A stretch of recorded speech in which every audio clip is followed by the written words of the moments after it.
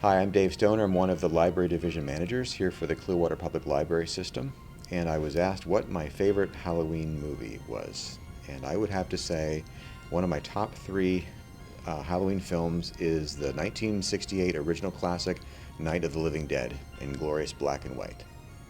There's many different reasons why it's a great film. It's a National Film Registry for National Archives. It was known for its shocking horror and violence and gore. It's not a kid's film, so you want to be careful. I mean, it's tame nowadays compared to modern movies, but back in the day it was pretty shocking. It was also filmed in 1967, 1968 at the height of the Civil Rights Movement, and it was one of the first films to have an African American male as the lead. He was the protector. He took charge in the film, and that just wasn't shown back in the day. All those are great reasons to watch the film, but the main reason I like to watch this every Halloween is that it's a glimpse of home. I'm from Sharon, Pennsylvania, and the movie was filmed an hour from my house, south of it in Evans City, Pennsylvania.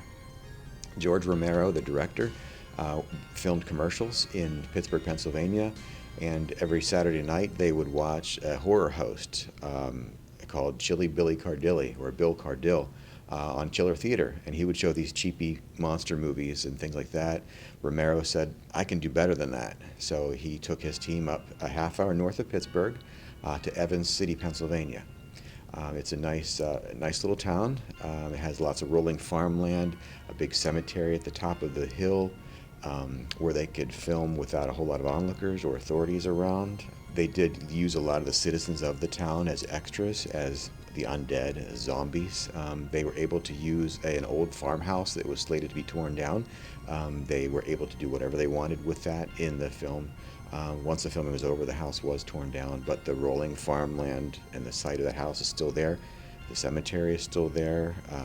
I've been in Clearwater for 30 years, and I like to visit up there about every October.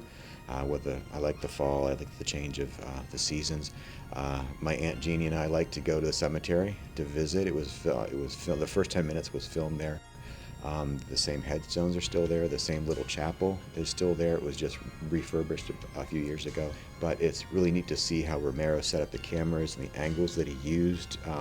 It's a sprawling cemetery, but he stuck to pretty much one place. So it's really neat to see how he was able to use that small area and make it look really broad. But it's a nice place to visit. If you're ever a half hour north of Pittsburgh, stop in to Evans City Cemetery. Remember, it's a real cemetery, so you want to be respectful, but it's a nice area. Another reason why I like to watch it is Bill Cardill, who showed Chiller Theater every Saturday night, is in the film itself. Toward the end, he's a reporter for Channel 11 interviewing in the film, so it's neat to see him.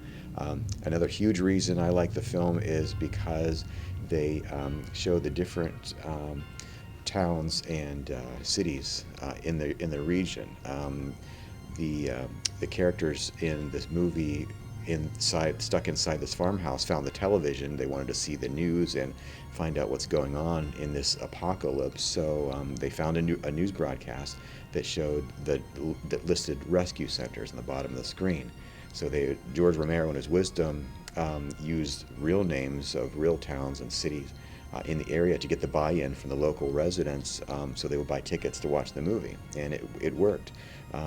So when I'm watching the movie, it has Butler and Mercer, Youngstown, and the second one listed on the film on the newscast was Sharon, Pennsylvania, where I'm from. So it was really neat to see my hometown on the screen. A lot of great reasons to watch the film, but my main reason, it makes me homesick. It's just a really neat film. If you want to view the film from home, you can either make a reservation for the DVDs that Clearwater Library has. You go to myclearwaterlibrary.com to our catalog. We have the DVDs, and other local libraries have it as well. If you don't want to watch the DVD, we have it in some of our databases. If you go to our database page, you can use your library card and get into two different online resources. Canopy is one of them, and Hoopla is another, and they have really good copies of this film, and it's free. All you need is your library card. Just go to those databases and check them out. So I do recommend the film. It's a lot of fun for Halloween.